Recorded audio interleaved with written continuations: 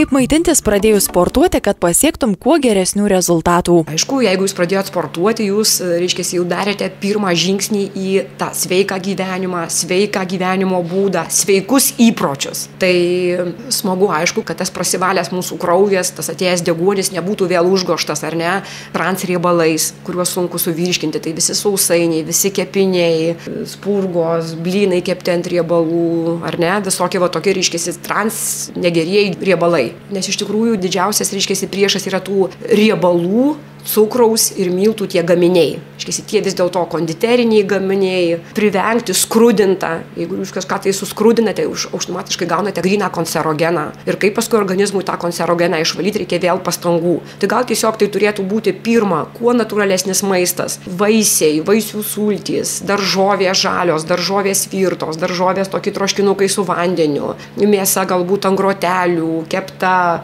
ant iešmo, kepta orkaitėje arba su mažai riebalų, varškė, pasukos. Tiesiog tai maistas, kuris būtų kuo mažiau perdirbtas. Va, ir aišku, padidinti vandens kiekį, vandens gėrimą. Patarė sporto trenerė Gitana Vitkauskienė.